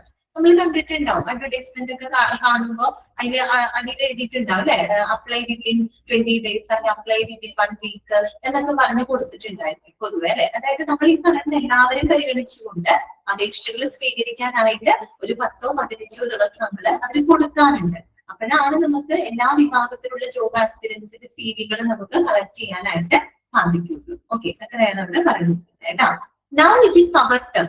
അപ്പൊ ഇത്രയും മനസ്സിലായ അഡ്വർടൈസ്മെന്റ് കൊടുക്കുമ്പോൾ ശ്രദ്ധിക്കേണ്ട കാര്യങ്ങളും പരിഗണിക്കേണ്ട കാര്യങ്ങളൊക്കെയാണ് അവിടെ പറഞ്ഞത്.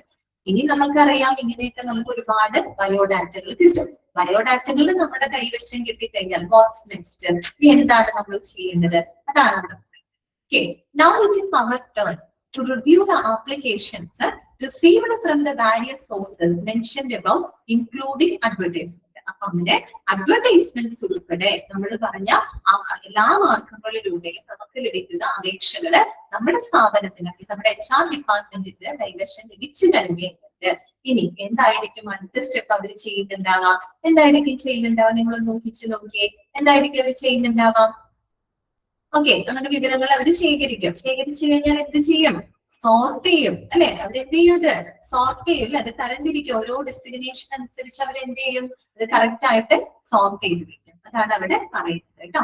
In detail, the applications received from the existing data banks, circulars, notice forms, job sites, professional consultants, reference of management and staff, social media and walk-in candidates are compiled. Compiled means എന്താണ്?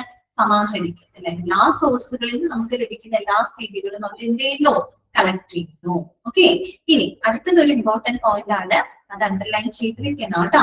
Compilation of applications received from the various sources for each designation will be the duty of HR officer or HR executive. അതൊന്ന് underline ചെയ്ത് വെച്ചേ. ആ ഒരു sentence ഒന്ന് underline ചെയ്ത് വെച്ച് നിങ്ങളോട് ചോദിക്കാം. വിവിധ സോഴ്സുകളിൽ നിന്നും ലഭിക്കുന്ന ആപ്ലിക്കേഷൻസുകള് സമാഹരിക്കുന്നത് അല്ലെങ്കിൽ കളക്ട് ചെയ്യുന്നത് ആരുടെ റെസ്പോൺസിബിലിറ്റി ആണ്, ആരുടെ ഡ്യൂട്ടിയാണ്? ആരുടെ ഡ്യൂട്ടിയാണ്? It is the duty of HR officer അഥവാ HR executive. ഓക്കെ, ഇത് വെക്കാട്ടോ. ഓക്കെ, അങ്ങനെ പല സോഴ്സുകളിൽ ലഭിക്കുന്ന ബയോഡാറ്റകൾ കമ്പൈൽ ചെയ്യുക എന്നുള്ള റെസ്പോൺസിബിലിറ്റി എന്ന് പറയുന്നത് HR ഓഫീസറിന്റെയോ HR എക്സിക്യൂട്ടീവിന്റെയോ ആണ്. Okay, once the deadline of the advertisement is closed, the HR officer starts shortlisting the applications according to the requirements mentioned in the advertisement. അപ്പോ നമ്മൾ ആ പരസ്യത്തിൽ പറഞ്ഞിട്ടുള്ള കാലാവധി കഴിഞ്ഞാല് ക്ലോസ് ചെയ്ത് കഴിഞ്ഞ് കഴിഞ്ഞാൽ നമ്മുടെ HR ഓഫീസർ എന്ത് ചെയ്യുന്നറിയോ? നമുക്ക് ലഭിച്ചിട്ടുള്ള എല്ലാ അപേക്ഷകളും അവര് എന്ത് ചെയ്യാൻ തുടങ്ങും? ഷോർട്ട് ലിസ്റ്റ് ചെയ്യാനായിട്ട് തുടങ്ങും. എന്ത് ചെയ്യാൻ തുടങ്ങും? ഷോർട്ട് ലിസ്റ്റ് ചെയ്യാൻ തുടങ്ങും അല്ലെ. ആദ്യം നമ്മുടെ എല്ലാ ഡാറ്റകളും നമ്മൾ എന്ത് ചെയ്ത് വെച്ചു? കിട്ടിയ എല്ലാ ബയോഡാറ്റകളും നമ്മൾ കളക്ട് ചെയ്ത് വെച്ചു. നമ്മൾ സോർട്ട് ചെയ്ത് വെക്കും. ഓരോ ഡെസിഗ്നേഷനും അനുസരിച്ച് ഓരോ തസ്തികയ്ക്കും അനുയോജ്യമായിട്ടുള്ള യോഗ്യതയുള്ള സിവികളൊക്കെ നമ്മൾ എന്ത് ചെയ്ത് വെക്കുന്നുണ്ട്? അവര് സോർട്ട് ചെയ്ത് വെക്കുന്നുണ്ട്. എന്നിട്ട് എന്ത് ചെയ്യണം? ഒരുപാട് കിട്ടുന്നുണ്ട്, അതെല്ലാം നമുക്ക് പരിഗണിക്കാൻ പറ്റുമോ? ഇല്ല. നമ്മൾ എന്ത് ചെയ്യണം? ഷോർട്ട് ലിസ്റ്റ് ചെയ്യണം അല്ലെ. ചുരുക്കപ്പട്ടിക തയ്യാറാക്കണം. ഏറ്റവും ആപ്തെന്ന് നമുക്ക് തോന്നുന്ന അത്തരം സിവികളെ മാത്രം നമ്മൾ എന്ത് ചെയ്തെടുക്കണം? അതിന് ഷോർട്ട് ലിസ്റ്റ് ചെയ്തെടുക്കണം. അതാണ് അടുത്ത സ്റ്റെപ്പ്, ഷോർട്ട് ലിസ്റ്റിംഗ്. ഓക്കെ, എന്താണ് ഷോർട്ട് ലിസ്റ്റിംഗ്? ഓക്കെ ആണല്ലോ. ഇത്രയും പറഞ്ഞ കാര്യങ്ങൾ ക്ലിയർ ആണോ? നിങ്ങൾക്ക് മനസ്സിലായോ? ഓക്കെ അല്ലേ? HR ഡിപ്പാർട്ട്മെന്റ് ചെയ്യുന്ന പ്രോസസ്സുകളാണ് നമ്മൾ 1 by 1 ആയിട്ട് പഠിച്ചുകൊണ്ടിരിക്കുന്നത് കേട്ടോ. ഓക്കെ, അങ്ങനെ നമ്മൾ ഷോർട്ട് ലിസ്റ്റിംഗിലോട്ട് വരികയാണ്. ഒന്ന് ആലോചിക്കുക, നമ്മൾ എന്തിനു വേണ്ടിയിട്ടാണ് ഷോർട്ട് ലിസ്റ്റ് ചെയ്യുന്നത്? എന്തിനു വേണ്ടിയിട്ട് നമ്മളൊരു ചുരുക്കപ്പട്ടിക തയ്യാറാക്കണം? നമുക്ക് എന്തായിരിക്കും? നമുക്ക് എന്തെങ്കിലും ഒരു ഐഡിയ ഉണ്ടോ? എന്തുകൊണ്ടായിരിക്കും ഷോർട്ട് ലിസ്റ്റ് ചെയ്യുന്നത്? എന്തിനു വേണ്ടിയിട്ടായിരിക്കും? ഒന്ന് പറഞ്ഞേ, ആലോചിച്ച് നോക്കിയേ. എന്തിനു വേണ്ടിയിട്ടായിരിക്കും ഷോർട്ട് ലിസ്റ്റ് ചെയ്യുന്നത്? എന്തായിരിക്കും? പറ. തെറ്റിപ്പോയിക്കോട്ടെ, കുഴപ്പമില്ല. എന്തായിരിക്കും? ഞാൻ ശ്രദ്ധ പറഞ്ഞത് easier selection of candidates. Okay, correct ആണ്. ഈസി ആക്കാൻ, more qualified aspirant. Okay, perfect selection. അത് തന്നെ ഉദ്ദേശിച്ചിരിക്കുന്നത് അല്ലെ. ചുരുക്കി പറഞ്ഞാൽ നമുക്ക് ഇന്റർവ്യൂ പ്രോസസ് എളുപ്പമാക്കാൻ വേണ്ടിയിട്ടാണ് അല്ലെ. ഇന്റർവ്യൂ പ്രോസസ്സിലൂടെ നമ്മൾക്ക് ഏറ്റവും നിങ്ങൾ പറഞ്ഞ പോലെ ഏറ്റവും ആപ്റ്റ് ആയിട്ടുള്ള ഏറ്റവും എന്താണ് സ്യൂട്ടബിൾ ആയിട്ടുള്ള ഒരു വ്യക്തിനെ നമുക്ക് അതിന് കണ്ടെത്തണം അല്ലെ. അതിന് വേണ്ടിയിട്ടാണ് നമ്മൾ എന്ത് ചെയ്യുന്നത്, ഷോർട്ട് ലിസ്റ്റ് ചെയ്യുന്നത്. ഓക്കെ, അപ്പൊ അത് തന്നെയാണ് ഇവിടെ പറയുന്നത് കേട്ടോ, ഷോർട്ട് ലിസ്റ്റിംഗ്. നമുക്ക് ആ short listing of applications will be based on the specific criteria or required parameters. നമ്മള് വെറുതെ നമ്മൾ തോന്നിയ രീതിയിൽ എടുത്ത് ഷോർട്ട് ലിസ്റ്റ് ചെയ്യാണോ ചെയ്യുന്നത്? അങ്ങനെയാണോ? നമുക്ക് തോന്നുന്ന പോലെ കുറച്ച് നമുക്ക് ഇഷ്ടമുള്ള കുറച്ച് എടുത്ത് അങ്ങനെ നമ്മൾ ഷോർട്ട് ലിസ്റ്റ് ചെയ്യാണോ ചെയ്യുന്നത്? അല്ല, നമ്മൾ ഷോർട്ട് ലിസ്റ്റ് ചെയ്യുന്നത് കൃത്യമായിട്ടുള്ള ചില സ്റ്റാൻഡേർഡുകൾ അല്ലെങ്കിൽ കൃത്യമായിട്ടുള്ള ചില ക്രൈറ്റീരിയാസ് പാരാമീറ്റേഴ്സിന്റെ അടിസ്ഥാനത്തിലാണ് നമ്മൾ എന്ത് ചെയ്യുന്നത്, ഷോർട്ട് ലിസ്റ്റ്. അതെന്തായാലും കറക്റ്റ് ആണ്, ക്വാളിഫൈഡ് ആണോ ഒക്കെ നോക്കും, ക്വാളിഫിക്കേഷൻ നോക്കും, എക്സ്പീരിയൻസ് ഒക്കെ നോക്കും അല്ലെ. അതൊക്കെ നോക്കി ചില ക്രൈറ്റീരിയാസ് ഉണ്ട് അല്ലെ, ആ ക്രൈറ്റീരിയാസിനെ ബേസ് ചെയ്തിട്ടാണ് നമ്മൾ എന്ത് ചെയ്യുന്നത്, ഷോർട്ട് ലിസ്റ്റ് ചെയ്യുന്നത്. അങ്ങനെ നമ്മൾ ഉപയോഗിക്കുന്ന ചില ക്രൈറ്റീരിയാസ് എന്താണ് വിഷയം പറഞ്ഞ് ക്വാളിഫൈഡ് എക്സ്പീരിയൻസിലൊക്കെ നോക്കിയിട്ട് അതന്നെ. അപ്പോ നമ്മൾ അതിന് ഉപയോഗിക്കുന്ന കുറച്ച് പാരാമീറ്റേഴ്സ് ഏതൊക്കെയാന്ന് നോക്കിയേ, അവിടെ കൊടുത്തിട്ടുണ്ടെന്ന് അണ്ടർലൈൻ ചെയ്ത് പോവാട്ടോ. Parameters can be classified into qualification, experience, salary range, testimonials. Testimonials എന്ന് പറഞ്ഞാൽ എന്താ ഉദ്ദേശിക്കുന്നത്, റെക്കമെൻഡേഷൻസ് ആണ് കേട്ടോ, റെഫറൻസ് ഓർ റെക്കമെൻഡേഷൻസ് ആണ് ഉദ്ദേശിക്കുന്നത്. അതുപോലെ personality, joining time, date of birth etcetera. ഇത് ഏതാനും ചില പാരാമീറ്റേഴ്സ് ആണ്. അതായത് നമ്മൾ ഷോർട്ട് ലിസ്റ്റ് ചെയ്യുന്നത് ഇങ്ങനെയുള്ള ചില പാരാമീറ്റേഴ്സുകളുടെ ബേസിലാണ്. ക്വാളിഫിക്കേഷനെ ബേസ് ചെയ്തിട്ട് ചെയ്യാറുണ്ട്, എക്സ്പീരിയൻസ്, പിന്നെ സാലറി റേഞ്ച്, ഓരോരുത്തർ എക്സ്പെക്ട് ചെയ്യുന്ന സാലറി എങ്ങനെയാണ് അതും നമ്മുടെ സ്ഥാപനത്തിന്റെ ഫിനാൻഷ്യൽ ആസ്പെക്ട് കൂടെ നോക്കണമല്ലോ. അതൊക്കെ നോക്കിയിട്ട് വേണം നമുക്ക് ആൾക്കാരെ തെരഞ്ഞെടുക്കാനായിട്ട്. അപ്പൊ വലിയ വലിയ സാലറി ഒക്കെ എക്സ്പെക്ട് ചെയ്യുന്ന ആളുകളിൽ ചിലപ്പോൾ നമ്മുടെ സ്ഥാപനത്തിന് അഫോർഡ് ചെയ്യാൻ പറ്റിയെന്ന് വരില്ല. അപ്പൊ അതിനൊക്കെ നോക്കാനുണ്ട്. സാലറി റേഞ്ച്, അതുപോലെ ടെസ്റ്റിമോണിയൽസ്, ആരെങ്കിലും റെഫറൻസോ റെക്കമെൻഡേഷനോ ഒക്കെ ഉണ്ടെങ്കിൽ അവരെ നമ്മൾ എന്തായാലും പരിഗണിക്കും.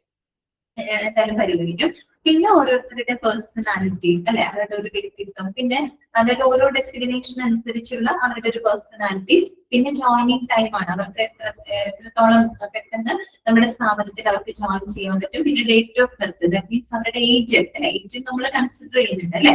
ഓക്കെ, ഇതൊക്കെ എന്താണ് ചില പാരാമീറ്റേഴ്സ് ആണ്. നമുക്ക് തോന്നുന്നു ഇത്ര മാത്രമേ ഉള്ളൂ പാരാമീറ്റേഴ്സ്, ഇതിലും കൂടുതൽ പാരാമീറ്റേഴ്സുകൾ ഉണ്ടാവാം. ഒരുപാട് പാരാമീറ്റേഴ്സുകൾ നമുക്ക് ഇനിയും വേണമെങ്കിൽ ആലോചിച്ചാൽ കിട്ടും. പക്ഷെ ഏതാനും ചില പാരാമീറ്റേഴ്സുകൾ ഇതൊക്കെയാണ് കേട്ടോ.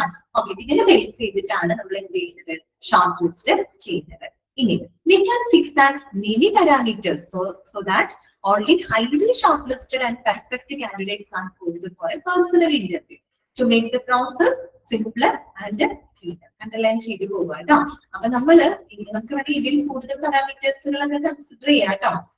അതൊക്കെ കൺസിഡർ ചെയ്തിട്ട് നമ്മൾ അത്രയും ഹൈലി ഷോർട്ട് ലിസ്റ്റ് ചെയ്യുന്ന ആളുകളെ നമ്മൾ ഷോർട്ട് ലിസ്റ്റ് ചെയ്തിട്ട് അതിൽ നിന്നാണ് നമ്മളൊരു പെർഫെക്റ്റ് കാൻഡിഡേറ്റിനെ കണ്ടെത്തിയിട്ട് അവരെയാണ് നമ്മൾ പേഴ്സണൽ ഇന്റർവ്യൂവിന് നമ്മൾ വിളിക്കുന്നത്. അപ്പൊ അതിലൂടെ നമുക്ക് എന്ത് ചെയ്യാൻ പറ്റും, ഇന്റർവ്യൂ പ്രോസസ്സ് കുറെ കൂടെ നമുക്ക് എളുപ്പമാക്കി മാറ്റാനായിട്ട് സാധിക്കും. ഓക്കെ, ഇതെല്ലാവർക്കും അറിയാവുന്നതാണ്, എങ്കിലും അവരോട് ഒരു എക്സാമ്പിളിലൂടെ അത് പറഞ്ഞിട്ടുണ്ട്. നോക്കുക. For example, if we call all the candidates who have applied for the interview without any shortlisting, the interview process will become a tedious or a Herculean task. Okay, if you received around 700 applications for the 15 numbers vacancies of an RMO post, it will be a waste to call all of them to waste the time of the aspirants as well as the interviewers. ശരിയാണ് അല്ലെ. നമുക്കിപ്പോ അപേക്ഷകൾ അയച്ച എല്ലാ ആളുകളെയും നമുക്ക് ഇന്റർവ്യൂവിൽ വിളിക്കാൻ പറ്റുമോ? ഒരിക്കലും നമുക്ക് വിളിക്കാൻ പറ്റില്ല. ഒരു എക്സാമ്പിൾ പറയുന്നുണ്ട് ഇവിടെ.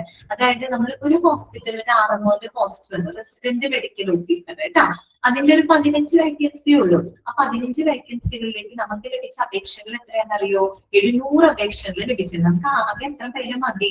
15 ആളുകൾ മതി. ഈ 700 പേര് അപ്ലിക്കേഷൻ അയച്ചു എന്ന് പറഞ്ഞ് 700 പേര് നമുക്ക് ഇന്റർവ്യൂവിന് വിളിക്കാൻ പറ്റുമോ? ഒരിക്കലും നമുക്ക് വിളിക്കാൻ പറ്റില്ല അല്ലെ. അതൊക്കെ നമുക്ക് ടൈം വേസ്റ്റ് ആണ് അല്ലെ, എഫർട്ടും ഒക്കെ നമുക്ക് വേണ്ടി വരും. അപ്പൊ നമ്മൾ എന്ത് ചെയ്യും, അതിന്റെ ഒരു 3 or 4 ഇരട്ടി ആളുകളെ ഉൾപ്പെടുത്തിക്കൊണ്ട് നമ്മൾ എന്ത് ചെയ്യും, ഒരു ഷോർട്ട് ലിസ്റ്റ് തയ്യാറാക്കും അല്ലെ. അതാണ് നമ്മൾ പറയുന്നത്. Better shortlist them according to the above parameters and finally make a list of around 45 to 60 bracket കൊടുത്തിട്ടുണ്ട്.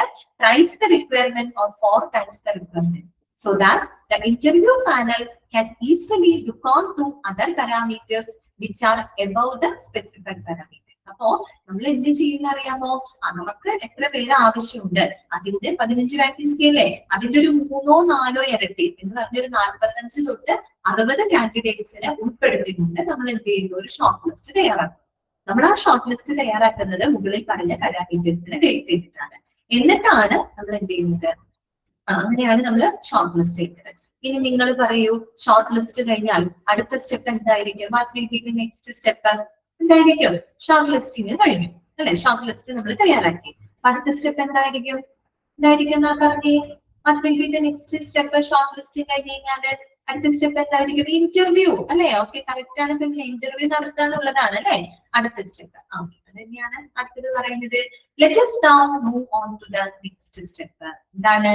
Desired applications have been received at the end of the hospital. Shortlisting also stands completed according to the designations and as per the parameters laid down. Next step is to decide on an interview date. അങ്ങനെ short list ചെയ്ത് കഴിഞ്ഞാൽ അടുത്തത് എന്ത് ചെയ്യണം? Interview date തീരുമാനിക്കണം അല്ലെ.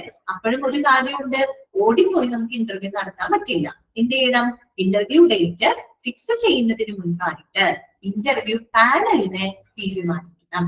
ഇതൊക്കെ നമ്മള് ഇതൊക്കെ ഏതിലാ വരുന്നേ? നമ്മൾ പഠിക്കുന്നത് പ്രീ റിക്രൂട്ട്മെന്റ് ഫേസ് ആണ് അല്ലെ. നമ്മളൊരു ഇന്റർവ്യൂ ഒക്കെ ചെയ്യുന്നതിന് മുൻപായിട്ട് നമ്മൾ നമ്മുടെ സ്ഥാപനത്തിൽ നടത്തുന്ന തയ്യാറെടുപ്പുകളാണ് അല്ലെ. അപ്പൊ ഇന്റർവ്യൂ ഡേറ്റ് ഫിക്സ് ചെയ്യുന്നതിന് മുൻപ് നമ്മൾ എന്ത് ചെയ്യണം? ഇന്റർവ്യൂ പാനലിനെ നമ്മൾ തീരുമാനിക്കണം അല്ലെ. അതായത് ഓരോ ഡെസിഗ്നേഷനും അനുസരിച്ചിട്ടാണ് നമ്മൾ എന്ത് ചെയ്യുന്നത്? ഇന്റർവ്യൂ പാനലിനെ തീരുമാനിക്കുന്നത്. ആ വക കാര്യങ്ങളാണ് അവർ പറയുന്നത് കേട്ടോ. നോക്കുക, the availability of all the job aspirants are normally considered while fixing an interview date. നമ്മളൊരു ഇന്റർവ്യൂ ഡേറ്റ് ഫിക്സ് ചെയ്യുമ്പോൾ ഈ പറയുന്ന കാൻഡിഡേറ്റിന്റെ സൗകര്യം നോക്കിയിട്ടാണോ നമ്മൾ ഇന്റർവ്യൂ ഡേറ്റ് ഫിക്സ് ചെയ്യാം? അങ്ങനെയാണോ ചെയ്യുന്നത്? അങ്ങനെയായിരിക്കോ? അങ്ങനെയാണോ ചെയ്യാം? ഇന്റർവ്യൂ ഡേറ്റ് അവരുടെ സൗകര്യം നോക്കിയിട്ടാണോ നമ്മൾ ഇന്റർവ്യൂ ഡേറ്റ് ഫിക്സ് ചെയ്യാൻ? അല്ല, ഒരിക്കലും അല്ല അല്ലെ. പിന്നെയോ, they should keep out of all engagements and make it convenient to attend a scheduled interview. അല്ലെ, അവര് എന്ത് ചെയ്യണം? കാൻഡിഡേറ്റ്സ് ആണ്, നമ്മുടെ ആവശ്യമാണ് അല്ലെ. നമ്മൾ എന്ത് ചെയ്യണം? നമ്മുടെ സമയം സെറ്റ് ചെയ്ത് ഇന്റർവ്യൂവിൽ വന്ന് അറ്റൻഡ് ചെയ്യാന്നുള്ളതാണ് എന്റെ കാൻഡിഡേറ്റ് എന്നുള്ള രീതിയിൽ, ആസ്പിരന്റ് എന്നുള്ള രീതിയിൽ നമ്മുടെ റെസ്പോൺസിബിലിറ്റി അതാണ് അല്ലെ. ഒരിക്കലും നമ്മുടെ സൗകര്യം ഒന്നും നോക്കിയിട്ടല്ല ഇന്റർവ്യൂ നടത്തുന്നത്. However, the specific interview panel should be available for the interview, for which the HR manager should take an oral confirmation and later a written reconfirmation before sending the information or call letters to the job aspirants. For confirming the interview panel, it is necessary to visualize the interview panel. അപ്പോ നമ്മൾ ചെയ്യേണ്ട കാര്യത്രേ ഉള്ളൂ, interview date fix ചെയ്യുന്നതിന് മുൻപായിട്ട് നമ്മൾ എന്ത് ചെയ്യണം? Interview പാനലിനെ നമ്മൾ തീരുമാനിക്കണം. ഓക്കെ, അതായത് ഇന്റർവ്യൂ പാനൽ മെമ്പേഴ്സ് ആരൊക്കെയായിരിക്കണം? അവരുടെ സൗകര്യം നോക്കിയിട്ട് അല്ലെ, അവരുടെ സൗകര്യം നോക്കിയിട്ട് വേണം നമ്മൾ ഇന്റർവ്യൂ ഡേറ്റ് നിശ്ചയിക്കാനായിട്ട് കേട്ടോ. അപ്പൊ നമ്മൾ ആദ്യം തന്നെ ഇന്റർവ്യൂ ഡേറ്റ് ഫിക്സ് ചെയ്യുമ്പോൾ നമ്മൾ എന്ത് ചെയ്യണം? നമ്മുടെ കാൻഡിഡേറ്റ്സിനോട് അല്ലെങ്കിൽ നമ്മുടെ കാൻഡിഡേറ്റ്സിനോടും അതുപോലെ തന്നെ കാൻഡിഡേറ്റ്സിനോടല്ല ആദ്യം പറയാം, നമ്മൾ എന്ത് ചെയ്യണം? നമ്മുടെ ഇന്റർവ്യൂ പാനൽ മെമ്പേഴ്സിനോട് നമ്മൾ ഓറലി അത് കമ്മ്യൂണിക്കേറ്റ് ചെയ്യണം. ഇന്ന ദിവസം ഇന്റർവ്യൂ കണ്ടക്ട് ചെയ്യാൻ തീരുമാനിക്കുന്നുണ്ട് എന്നുള്ള വിവരം നമ്മൾ ഓറലി അവരെ അറിയിക്കണം. അതായത് ഓറൽ കൺഫർമേഷൻ നമ്മൾ കൊടുക്കണം. ഓക്കെ, അതിനുശേഷം നമ്മൾ ഇന്റർവ്യൂവിന് ഏതാനും ദിവസങ്ങൾക്ക് മുൻപായിട്ടെങ്കിലും നമ്മൾ അത് രേഖാമൂലം അവരുമായിട്ട് അവരെ അറിയിക്കണം. എന്നിട്ട് മാത്രമാണ് നമ്മൾ കാൻഡിഡേറ്റ്സിന് എന്തായിരിക്കാൻ പാടുള്ളൂ? കോൾ ലെറ്റർ അയക്കാനായിട്ട് പാടുള്ളൂ. മനസ്സിലായോ? അതുകൊണ്ട് ഓടിപ്പോയി കാൻഡിഡേറ്റ്സിനോട് ഇന്ന ദിവസം ഇന്റർവ്യൂ ഡേറ്റ് ആണെന്ന് പറയുകയല്ല ചെയ്യുന്നത്. ഇന്റർവ്യൂ ഡേറ്റ് നിശ്ചയിക്കുന്നതിന് മുമ്പ് പാനൽ മെമ്പേഴ്സിനെ തീരുമാനിക്കണം. അപ്പൊ പാനൽ മെമ്പേഴ്സിന്റെ അവൈലബിലിറ്റി നമുക്ക് ഉറപ്പുവരുത്തണം അല്ലെ. അപ്പൊ അതിന് വേണ്ടിയിട്ട് ആദ്യം നമ്മൾ ഓറലി അവരോട് പറയണം, നമ്മൾ ഇന്ന ദിവസം ഇന്റർവ്യൂ നടത്താൻ ഉദ്ദേശിക്കുന്നുണ്ട് എന്നുള്ള വിവരം അവരോട് ഓറലി നമ്മൾ പറയാം. അതിനുശേഷം രേഖാമൂലം നമ്മൾ അതിനെ ഔദ്യോഗികമായിട്ട് എന്ത് ചെയ്യണം? സ്ഥിരീകരിക്കാൻ വേണം. എന്നിട്ട് വേണം നമ്മൾ കോൾ ലെറ്റർ ആർക്ക് കൊടുക്കാനായിട്ട്? ഈ പറയുന്ന കാൻഡിഡേറ്റിനെ അറിയിക്കാനായിട്ട് കേട്ടോ. അപ്പൊ എപ്പോഴും നമ്മളൊരു ഇന്റർവ്യൂ പാനലിനെ തീരുമാനിക്കുന്നത് നമ്മുടെ ഉള്ളിലൊരു വിഷ്വലൈസേഷൻ എങ്ങനെയായിരിക്കണം നമ്മുടെ ഇന്റർവ്യൂ പാനൽ എന്നുള്ളത് നമ്മൾ എപ്പോഴും കേട്ടോ. അപ്പൊ ഇനി നമുക്കത് നെക്സ്റ്റ് ക്ലാസ്സിൽ പറയാം കേട്ടോ. അപ്പൊ ഇത്രയും കാര്യങ്ങൾ നിങ്ങൾക്ക് എല്ലാവർക്കും മനസ്സിലായെന്ന് വിചാരിക്കാം കേട്ടോ. ഓക്കെ ആണോ എല്ലാവർക്കും? അപ്പൊ ഞാൻ അൺമ്യൂട്ട് ചെയ്തിട്ടുണ്ട്. ഇന്നത്തെ ക്ലാസ്സിൽ നിങ്ങൾക്ക് എന്തെങ്കിലും ഡൗട്ട്സ് ഉണ്ടെങ്കിൽ ചോദിക്കാം കേട്ടോ.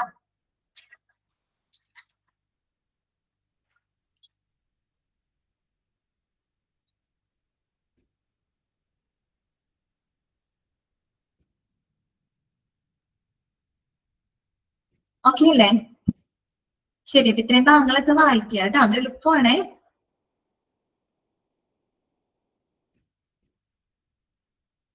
അപ്പൊ ശരി, നെക്സ്റ്റ് ക്ലാസ്സിൽ കാണാം കേട്ടോ. Thank you.